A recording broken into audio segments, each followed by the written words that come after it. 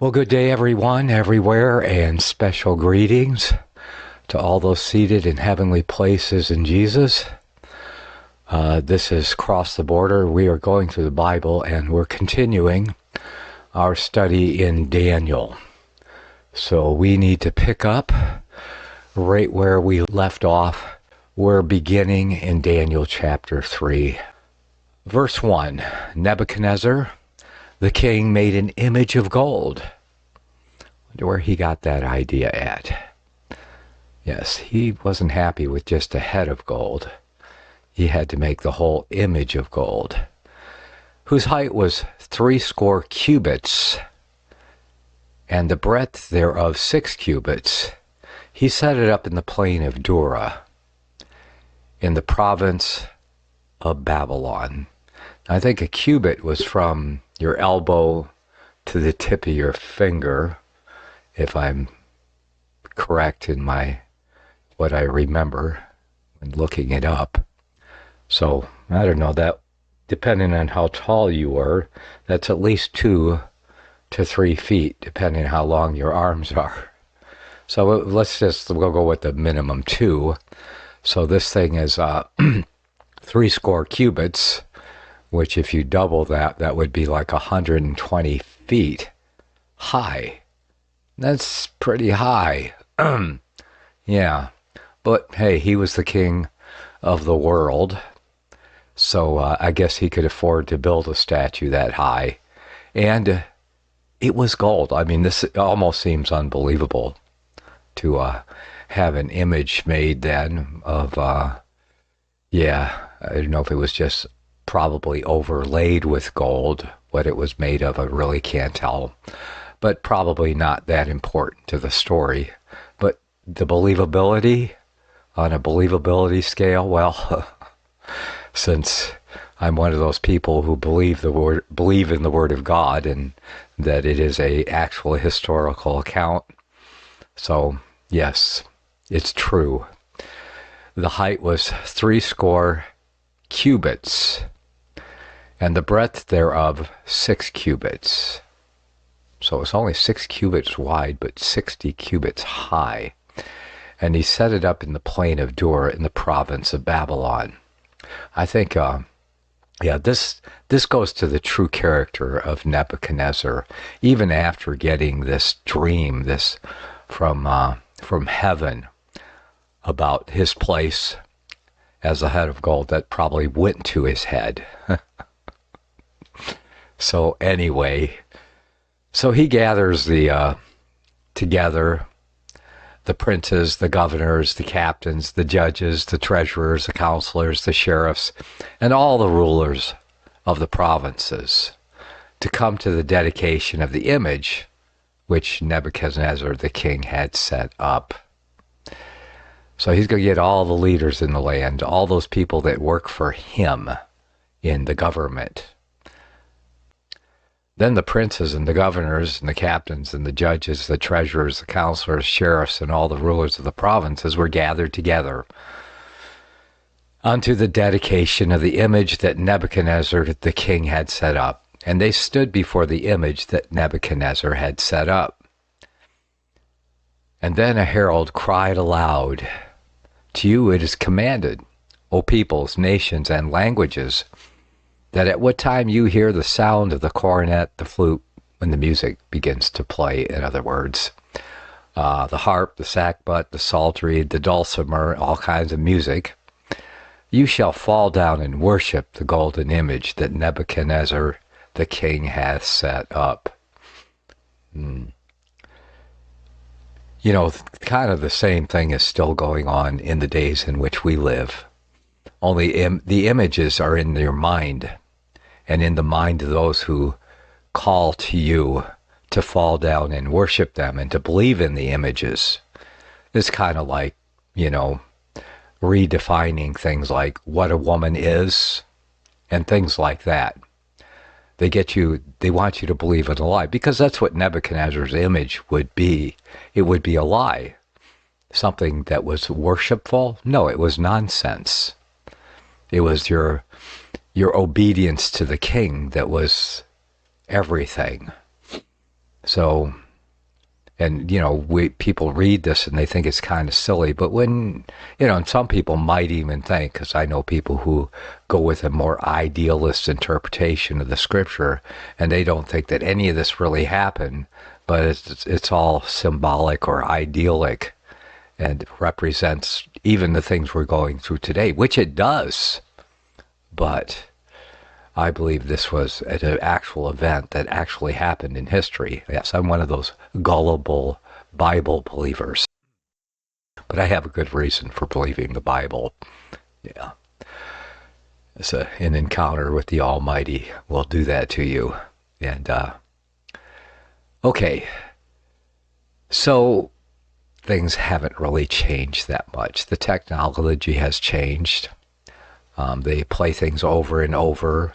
They get their shills, all of the people that work for them together, and they get them to repeat the words they want to mind control everybody.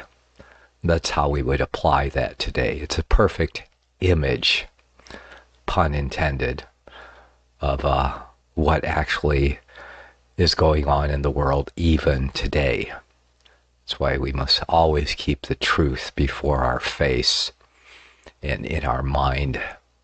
Verse 6, and whoso falleth not down and worshipeth, shall the same hour be cast into the midst of a burning fiery furnace.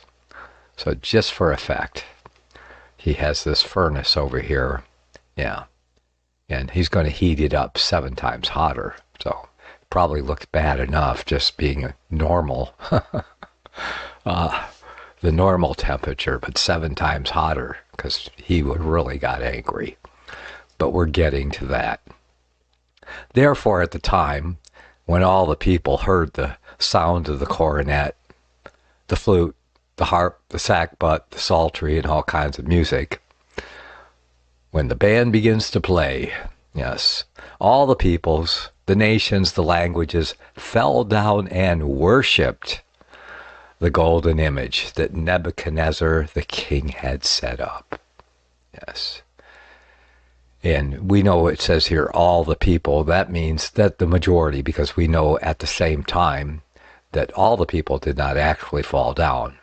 But that's the feeling you get. And that if you were there, you would look around, you'd see all the people falling down, and most people would just do what all the other people were doing. But of course, we know there were a few that did not fall down. Let's see. So they worshipped the image because they did not want to be thrown into the fiery furnace. Wherefore, at that time, certain Chaldeans came near and accused the Jews. They spoke and said to the king Nebuchadnezzar, these are tattletales. King, those Jews, those Hebrews over there, they ain't fallen down worshiping your image. So they spake to the king and said, O King Nebuchadnezzar, live forever. Thou, O king, hast made a decree that every man shall hear the sounds of the... I wonder if they really repeated all these words. The cornet, the flute, the harp, the sackbut, the psaltery, the dulcimer, and all kinds of music, shall fall down and worship the golden image. And whoso falleth not down and worshipeth, that he should be cast into the midst of a burning fiery furnace. There are certain Jews whom thou hast set over the affairs of the province of Babylon, Shadrach, Meshach, and Abednego. These men, O king, have not regarded thee. They serve not thy gods, nor worship the golden image which thou hast set up. Then Nebuchadnezzar, in his rage, he was enraged. How dare someone not follow his command and worship the image that he has set up? I think Nebuchadnezzar learned nothing, it seems. After getting the dream, I don't know how many years had passed. Maybe he had a short memory. That, of course, these Hebrews worship the God of gods, the one that interpreted it, that told him his dream and interpreted it, did the what could not be done except by the God of heaven who made all things. So he forgot, I guess, slipped his mind, because he got so caught up into building his image of all gold that he forgot he was just the head of gold. Yes. Verse 14, Nebuchadnezzar spake and said unto them, Is it true, O Shadrach, Meshach, and Abednego? Do you not serve my gods, nor worship the golden image which I have set up? What would you say? Now, if you be ready, that at what time, and we'll give you another chance, at what time you shall hear the sound of the cornet, flute, harp, sackbut, psaltery, dulcimer, and all kinds of music, you fall down and worship the image which I have made, well. But if you worship not, you shall be cast in the same hour into the midst of a burning fiery furnace. And who is that God that shall deliver you out of my hands? Like I said, you'd think he would have remembered. Of course, I guess he hadn't seen a deliverance. He only got the interpretation of the dream. Well, the dream told to him, which he told no one, because he forgot it. But he knew it was important, so yes. Yes, who is that God that shall deliver you out of my hands? He said. Shadrach, Meshach, and Abednego. I don't know. Seems like they're fairly calm and cool and collected here. They say, Oh, Nebuchadnezzar, we are not careful to answer thee in this matter. If it be so, our God whom we serve is able to deliver us from the burning fiery furnace, and he will deliver us out of thine hand, O king. But if not, there's no guarantee. We may have to burn. But if not, O king, that we will not serve thy gods, nor worship the golden image which thou hast set up. Yeah. Threw down the gauntlet. Let's see, what is our good friend Matthew Henry says? It was strange that Shadrach, Meshach, and Abednego would be present at this assembly, when it is likely they knew for what intent it was called together. Daniel, we may suppose, was absent, either his business calling him away, or having leave from the king to withdraw, unless we suppose that he stood so high in the king's favor that none durst complain of him for his non-compliance. If you remember, Daniel sat at the gate of the king. He was the gatekeeper for the king, so nobody was going to complain about Daniel, perhaps, is what Matthew Henry says. But why did not his companions keep out of the way? Good question. Surely they would obey the king's orders as far as they could, and would be ready to bear a public testimony against this gross idolatry. They did not think it enough to bow down to the image, but being in office, thought themselves obliged to stand up against it, though it was the image which the king their master set up, and would be a golden image to those that worshipped it. Now, one information is brought to the king, certain Chaldeans, against these three gentlemen, that they did not obey the king's edict. Perhaps these Chaldeans that accused them were some of the magicians and astrologers that were particularly called Chaldeans, who bore a grudge to Daniel's companions for his sake, because he had eclipsed them. And so these companions, they by their prayers had obtained mercy, which saved the lives of these Chaldeans. And behold how they requite them evil for good. For their love they are their adversaries. Thus Jeremiah stood before God to speak good to those who afterwards dug a pit for his life. Yes. We must not think it strange if we meet with such ungrateful men. Yeah. Well, I've learned it's not a strange thing at all. You do good to people, and they do requite evil for good. It becomes a common thing. Still kind of never get used to it, but we must not think it strange if we meet with such ungrateful men, or perhaps they were such of the Chaldeans expected the places to which they were advanced, and envy them for their preferments, and who can stand before envy. They appeal to the king himself concerning the edict, with all due respect to his majesty, and the usual compliment, "O king, live forever," as if they aimed at nothing but his honor, and to serve his interests, when they really were putting him upon that which would endanger the ruin of him and his kingdom. They beg leave, one, to put him in mind of the law he made lately, that all manner of persons, without exception of the nation or language, should fall down and worship this golden image.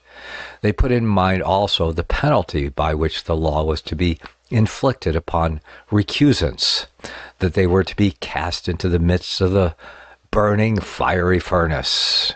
It cannot be denied but that this was the law, whether a righteous law or no ought to be considered. To inform him that these three men, Shadrach, Meshach, and Abednego, had not conformed to this edict, it is probable that Nebuchadnezzar had no particular design to ensnare them in making the law, for then he would have himself had his eye upon them, and would not have needed this information. But their enemies, that sought an occasion against them, laid hold on this, and were forward to accuse them. To aggravate the matter, the incense of the king the more against them, they put him in mind of the dignity to which the criminals had been preferred. They were Jews, foreigners, captives, men of a despised nation and religion, and yet the king had set them over the affairs of the province of Babylon. It was therefore very ungrateful and an insufferable piece of insolence for them to disobey the king's command, when they had shared so much of the king's favor, and, besides, the high station they were in would make their refusal the more scandalous. It would be a bad example, and have a bad influence upon others, and therefore it was necessary that it should be severely animadverted upon. Well, there's a new word for you, but you get the idea. Action needed to be taken. Thus, princes that are incensed enough against innocent people commonly have but too many about them who do all they can to make them worse. They suggest that it was done maliciously and in contempt of him and his authority. They have set no regard upon thee. They serve not the gods which thou servest, and which thou requirest them to serve, nor worship the golden image which you have set up, O king. These three pious Jews are immediately brought before the king, and arraigned and examined upon this information. Nebuchadnezzar fell into a great passion, and his rage and fury commanded them to be seized. How little was it the honor of this mighty prince that he had rule over so many nations, when at the same time he had no rule over his own spirit. He was in a rage and fury.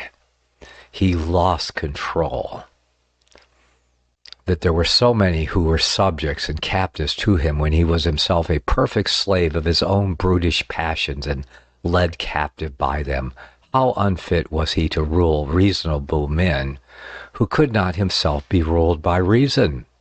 It needed not be a surprise to hear that these three men did not now serve his gods, for he knew very well they never had served them, and that their religion, which they had always adhered to, forbade them to do it.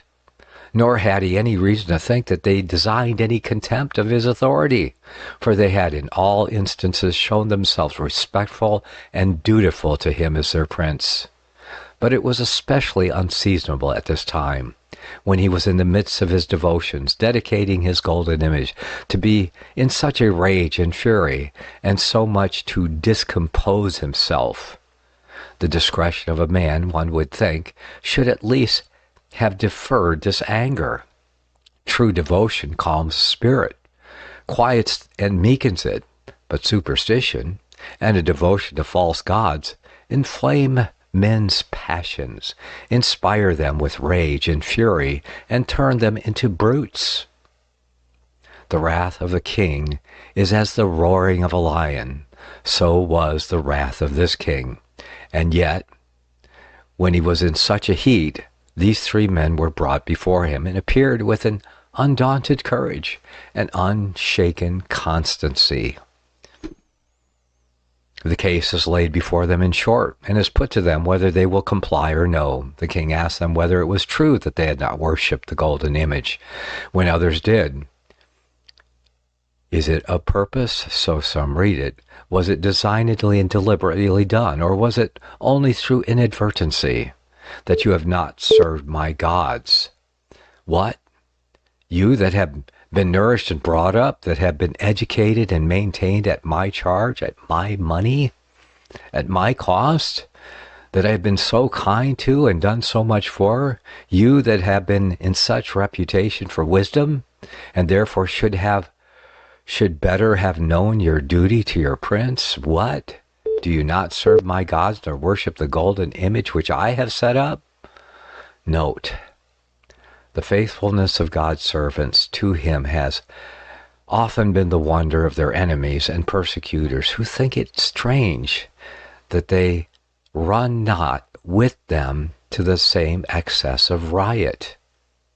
He was willing to admit them to a new trial. If they did on purpose not do it before yet, it may be upon second thoughts they will change their minds. It is therefore repeated to them upon what terms they now stand. The king is willing that music shall play again, only for their sakes, to soften them into compliance. And if they will not, like the deaf adder, stop their ears, but will hearken to the voice of the charmers and will worship the golden image, well and good. Their former omission shall be pardoned. But if the king is resolved, if they persist in their refusal, that they shall immediately be cast into the fiery furnace, and shall not have so much as an hour's reprieve. Thus does the matter lie in a little compass, turn or burn. And because he knew they buoyed themselves up in their refusal with a confidence in their God, he insolently set him a defiance. And who is that God that shall deliver you out of my hands? Let him if he can. Now he forgot what he himself once owned, that their God was a God of gods and a Lord of kings. Proud men are still ready to say, as Pharaoh, who is the Lord that I should obey his voice? Or as Nebuchadnezzar, who is the Lord that I should fear his power? They gave in their answer, which they all agree in, that they still adhere to their resolution not to worship the golden image. We have here such an instance of fortitude and magnanimity as is scarcely to be paralleled. We call these the three children. And they were indeed young men, but we should rather call them the three champions, the first three of the worthies of the kingdom, of God's kingdom among men. They did not break out into any intemperate heat or passion against those that did worship the golden image, did not insult or affront them, nor did they rashly thrust themselves upon the trial or go out of their way to court martyrdom.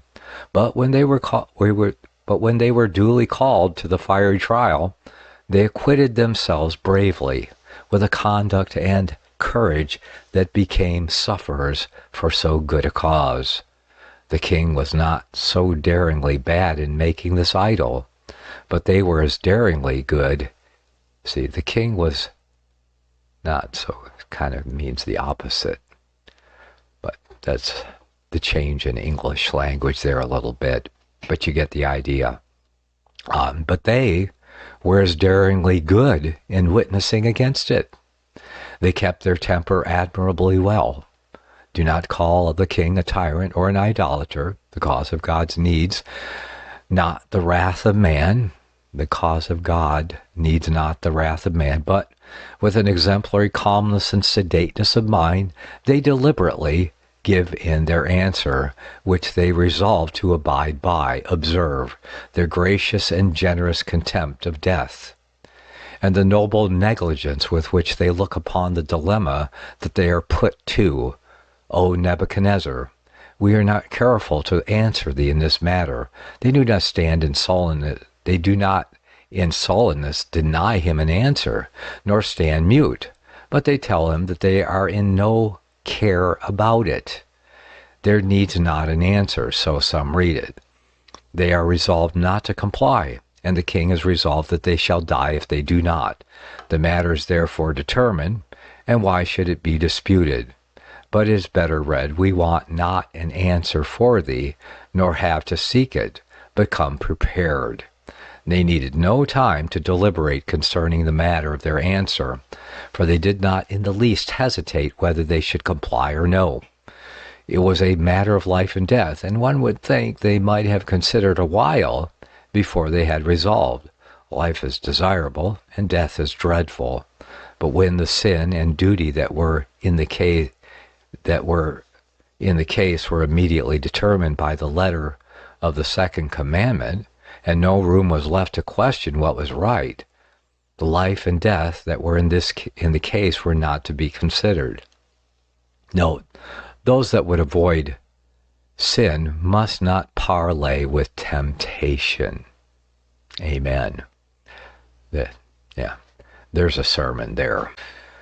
When that which we are allured or affrighted to is manifestly evil, the motion is rather to be rejected with indignation and abhorrence than be reasoned with.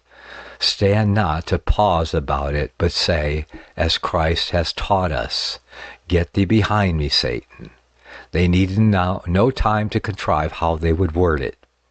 While they were advocates for God and were called out to witness in his cause, they doubted not, but it should be given them in that same hour what they should speak. They were not contriving an evasive answer when a direct answer was expected from them. No, nor would they seem to court the king not to insist upon it. There's nothing in their answer that looks like compliment. They begin not, as their accusers did, O king, live forever. No artful insinuation to put him into a good humor, but everything that is plain and downright.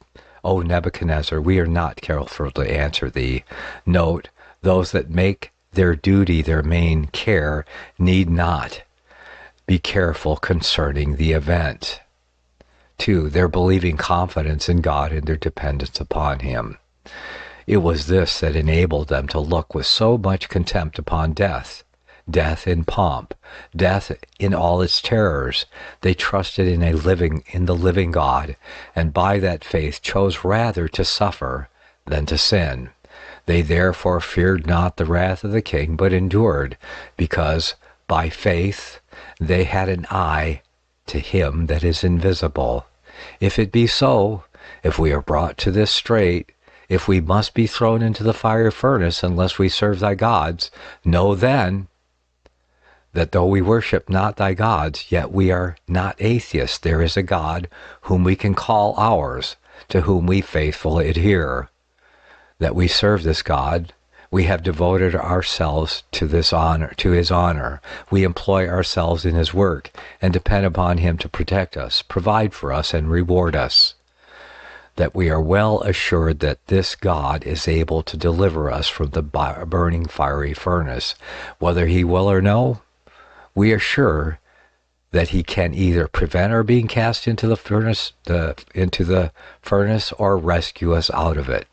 Note, the faithful servants of God will find him a master able to bear them out in his service and to control and overrule all the powers that are armed against them. Lord, if thou wilt, thou canst. That we have reason to hope he will deliver us, partly because in such a vast appearance of idolaters, it would be very much for the honor of his great name to deliver them, and partly because Nebuchadnezzar had defied him to do it. Who is that God that shall deliver you, he said. God sometimes appears wonderfully for the silencing of the blasphemies of the enemy, as well as for the answering of the prayers of his people. But if he do not deliver us from the fiery furnace, he will deliver us out of thy hand. Nebuchadnezzar can but torment and kill the body, and after that there's no more that he can do.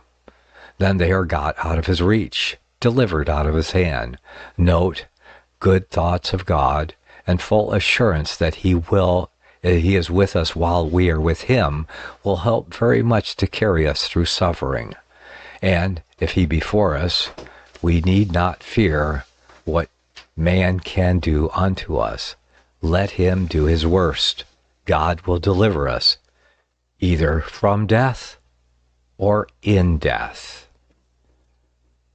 He continues, their firm resolution to adhere to their principles, whatever might be the consequence. But if not, though God should think it fit to deliver us from the fiery furnace, which yet we know he can do, if he should suffer us to fall into thy hand, and to fall by thy hand, yet be it known unto thee, O king, we will not serve these gods, though they are thy gods, nor worship this golden image, though thou thyself hast set it up. They are neither ashamed nor afraid to own their religion, and tell the king to his face that they do not fear him. They will not yield to him. They had consulted with flesh and blood. Much might have been said to bring them to a compliance, especially when there was no other way of avoiding death, so great a death. They were not required to abjure their own God or to renounce his worship, no, nor by any verbal profession or declaration to own this golden idol to be a god, but only to bow down before it, which they might do with a secret reserve of their hearts for the God of Israel, inwardly detesting this idolatry, as Naaman bowed down in the house of Rimmon.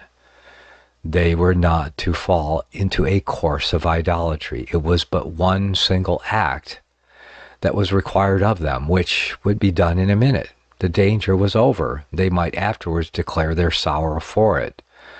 The king that had commanded it had absolute power. They were under it, not only as subjects, but as captives. If they did it, it was purely by coercion and duress, which would serve to excuse them. He had been their benefactor, had educated and preferred them, and in gratitude to him they ought to go as far as they could, though it were to strain a point of conscience. They were now driven into a strange country, and to those that were so driven out it was in effect said, go serve other gods. It was taken for granted that in their disposition they would serve other gods, and it was made part of the judgment. They might be excused if they should go down the stream when it was so strong. Did not the king and their princes and their fathers, and their priests too, set up the idols even in God's temple and worship them there? And not only bow down to them, but erect altars, burn incense, and offer sacrifices, even their own children to them? Did not all 10 tribes for many ages worship gods of gold at Dan and Bethel? And shall they not be more precise than their fathers? What all do must be right. If they should comply, they would save their lives and keep their places, and so be in a capacity to do a great deal of service to their brethren in Babylon, and to do it long, for they were young men and rising men. But there is enough in that one word of God wherewith to answer and silence these as many more such like carnal reasonings. Thou shalt not bow down thyself to any images nor worship them. They know they must obey God rather than man. They must rather suffer than sin, and must not do evil that good may come. And therefore none of these things move them. They are resolved rather to die in their integrity than to live in iniquity. While their brethren, who yet remained in their own land, were worshipping images by choice, they in Babylon would not be brought to it by constraint. But as they were good by anti-persistent, were more zealous against idolatry in an idolatrous country. And truly, all things considered, the saving of them from this sinful compliance was as great a miracle in the kingdom of grace as the saving of them out of the fiery furnace was in the kingdom of nature. These were those who formerly resolved not to defile themselves with the king's meat, and now they as bravely resolve not to defile themselves with his gods. Note, a steadfast, self-denying adherence to God and duty in less instances will qualify and prepare us for the like in greater. And in this we must be resolute, never, under any pretense whatsoever, to worship images or to say a confederacy with those that do so. Chapter 3, verse 19. Then was Nebuchadnezzar full of fury, and the form of his visage was changed against Shadrach, Meshach, and Abednego. Therefore he spake. So he appeared. His visage had changed, his anger, his rage had changed him so much that you could not but notice the change in him. Against Shadrach, Meshach, and Abednego, therefore he spake, and commanded that they should heat the furnace 7 times more than it was wont to be heated. Fire it up 7 times hotter. And he commanded the most mighty men that were in his army to bind Shadrach, Meshach, and Abednego, and cast them into the burning fiery furnace. Then these men were bound in their coats, their hose, and in their hats, and their other garments, and were cast into the midst of the firing furnace. Therefore, because the king's commandment was so urgent, and the furnace exceedingly hot, the flame of the fire slew those men that took up Shadrach, Meshach, and Abednego. And these 3 men, Shadrach, Meshach, and Abednego, fell down bound into the midst of the burning fiery furnace. Then Nebuchadnezzar the king was astonished, and he rose up in haste, and spake, and said to his counselors, Did not we cast 3 men bound into the midst of the fire? They answered and said to the king, True, O king. You could imagine him in such a rage, looking for the gratification of seeing these 3 rebels being burned up alive in the midst of that fire, even though the men who threw them in were slain in front of the furnace. I guess they had enough life just to throw those guys in there before they died. And so he's looking in the fire. He's going to get his satisfaction of seeing the deed well done. And he's looking in there, and he says to his counselors, Did we not cast 3 men bound into the midst of the fire? They answered and said unto the king, True, O king. He answered and said, Lo, I see 4 men loose, and walking in the midst of the fire, and they have no hurt. And the form of the 4th is like the Son of God. Wonder who that was. Oh, it tells us in the text. Then Nebuchadnezzar came near to the mouth of the burning fiery furnace. I have no near, couldn't have been as near as the guys who threw them in, but he came as close as he could, and I'm sure it says he spake, but I'm sure he called out as loud as he could, and said, Shadrach, Meshach, and Abednego, ye servants of the Most High God, come forth and come hither. Then Shadrach, Meshach, and Abednego came forth of the midst of the fire. Suddenly you see that Nebuchadnezzar remembered. Yes, he remembered who the God of these men were, whom he praised with his own lips upon the occasion of Daniel interpreting his dream.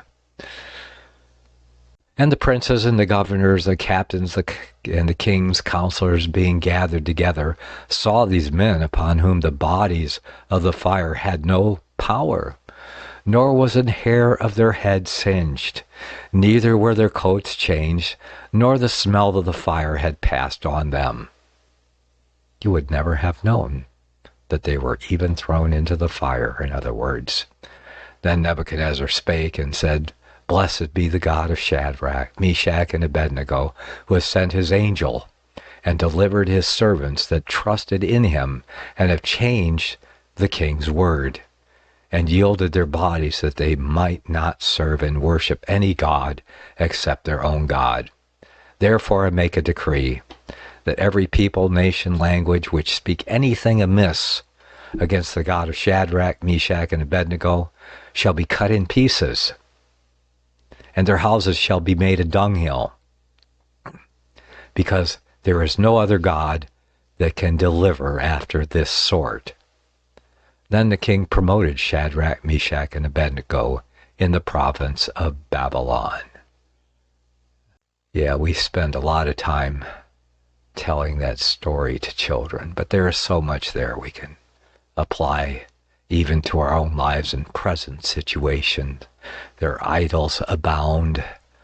There are images, mostly in our minds now, that we worship and put above the God of the universe.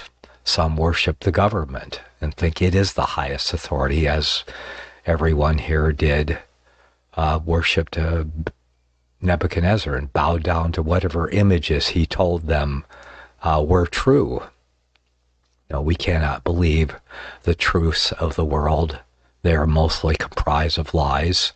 We always have to put our God above every other authority, his law above every other law, and always worship him.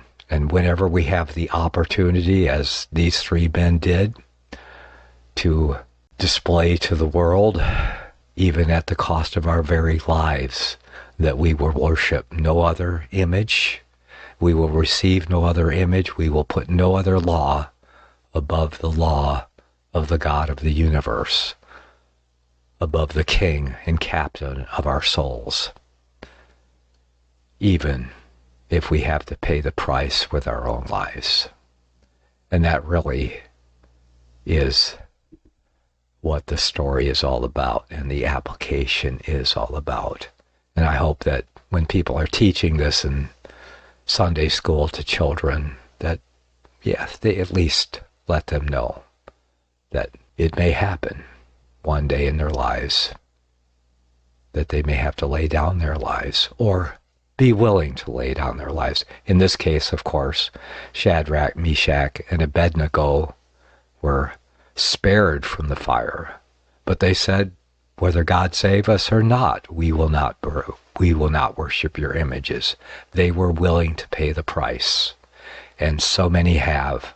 Hundreds of millions have paid the price over the last 2,000 years with their lives, and continue to this very day, even as we sit here now and enjoy the liberty and the freedom that we have to worship our God in the lands where we're at. Others are right now, at this very moment, losing everything and even their own lives.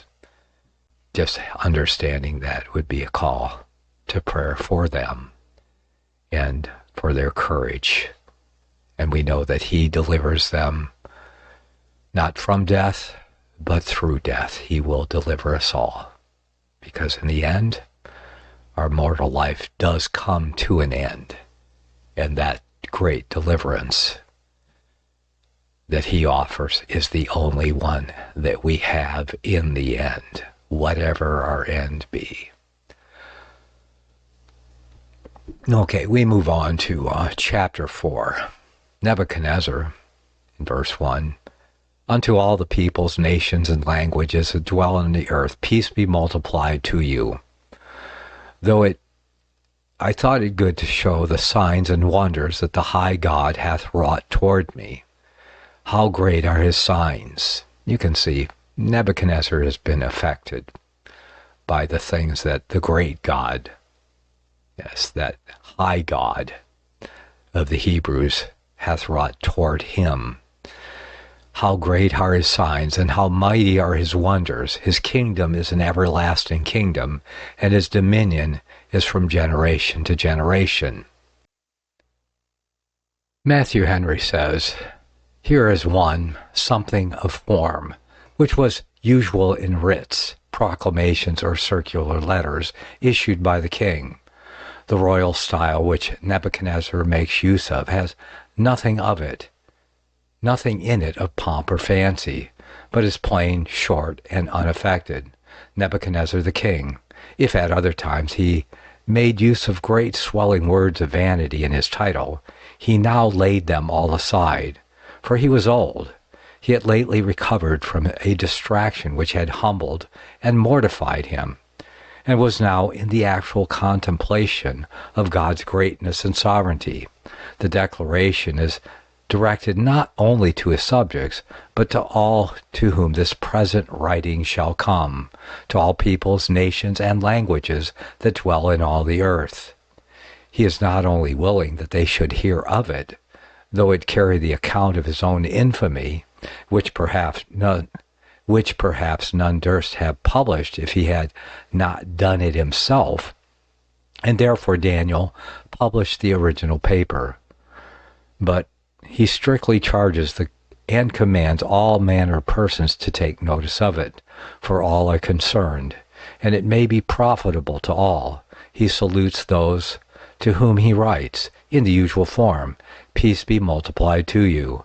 Note, it becomes kings, with their commands to disperse their good wishes, and as fathers of their country, to bless their subjects. So the common form is with us. We send greetings. To all whom these presents shall come, health, and sometimes health and salvation everlasting. Secondly, something of substance and matter.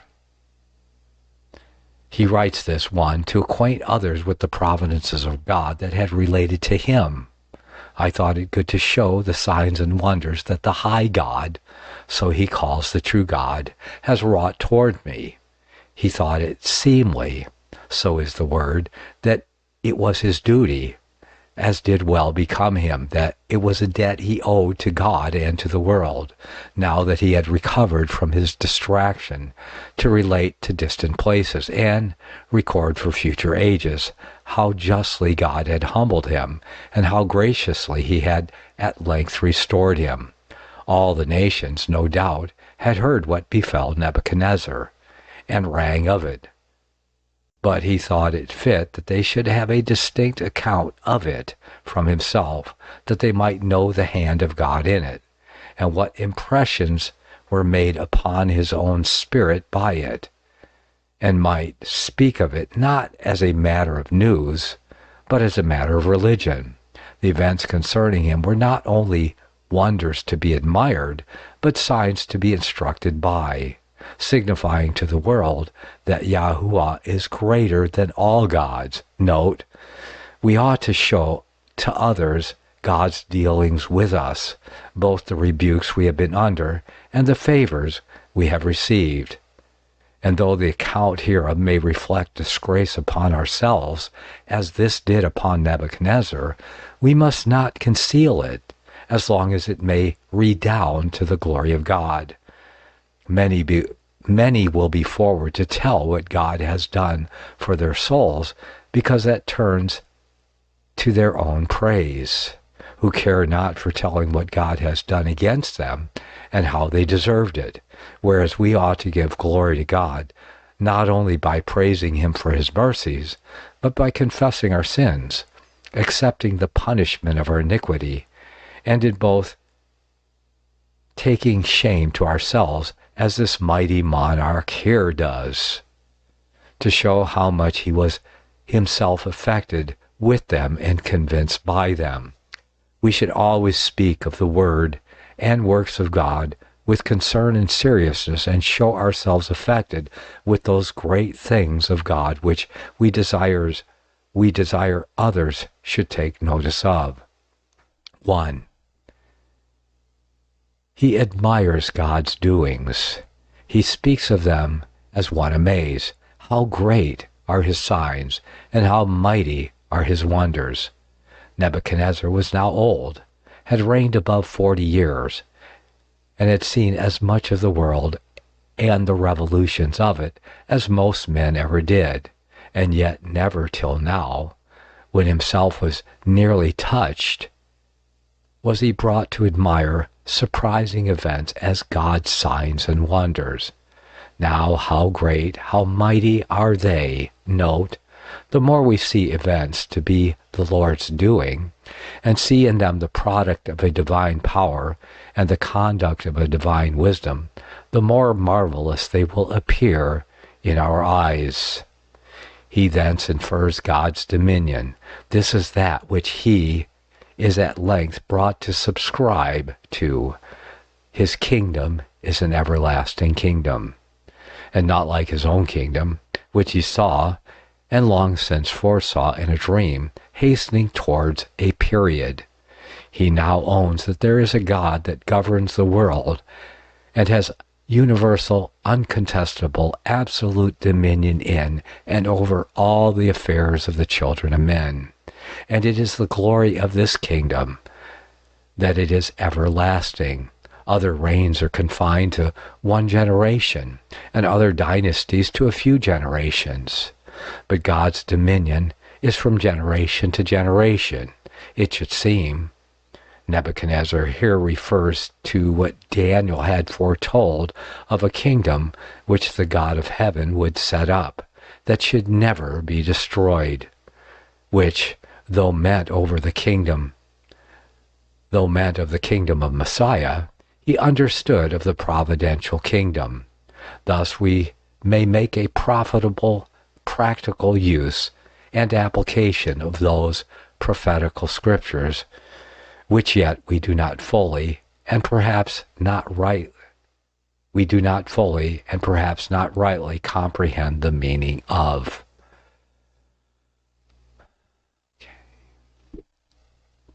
Verse 4, now he tells the tale. I, Nebuchadnezzar, was at rest in mine house and flourishing in my palace. I saw a dream which made me afraid, and the thoughts upon my bed and the visions of my head troubled me. Therefore I made a decree to bring in all the wise men of Babylon before me, that they might make known unto me the interpretation of the dream. Then came in the magicians, the astrologers, the Chaldeans, and the soothsayers, and told the dream before me. But they did not make known unto me the interpretation thereof. But at last Daniel came in before me, whose name was Belteshazzar, according to the name of my God, and in whom is the spirit of the holy gods. And before him I told the dream, saying, O Belteshazzar, master of the magicians, because I know that the spirit of the holy gods is in thee, and no secret troubleth thee, tell me the visions of my dream that I have seen, and the interpretation thereof. Thus were the visions of mine head. In my bed I saw and behold a tree in the midst of the earth, and the height thereof was great. The tree grew and was strong, and the height thereof reached unto heaven, and the sight thereof unto the end of all the earth. The leaves thereof were fair, and the fruit thereof much, and in it was meat for all. The beasts of the field had shadow under it, and the fowls of heaven dwelt in the boughs thereof, and all flesh was fed of it. I saw in the vision of my head upon my bed, and behold, a watcher and an holy one came down from heaven. He cried aloud, and said thus, hew down the tree, cut off its branches, shake off his leaves, and scatter his fruit. Let the beast get away from under it, and the fowls from his branches. Nevertheless, leave the stump of his roots in the ground, even with a brand of iron and brass. in the tender grass of the field, and let it be wet with the dew of heaven, and let his portion be with the beasts in the grass of the earth. Let his heart be changed from a man's, and let a beast's heart be given unto him, and let 7 times pass over him. This matter is by decree of the watchers, and the demand by the word of the holy ones, to the intent that the living may know that the Most High ruleth in the kingdoms of men, and giveth it to whomsoever he will, and setteth up over it the basis of men. This dream I, Nebuchadnezzar, have seen. Now Belteshazzar, declare the interpretation thereof, forasmuch as all the wise men of my kingdom are not able to make known to me the interpretation, but thou art able, for the spirit of the holy gods is in thee. And that's where we'll end, because that's all the time we have for this segment. Next time we will learn what the interpretation of the dream is from Daniel. Many of you already know it or have heard the story before, but we're going to look at it again anyway and see what we can learn from it. Well, may the Almighty bless you all and keep you all as you travel on the narrow way that leads to life. I love you all, and I will see you next time right here on Cross the Border.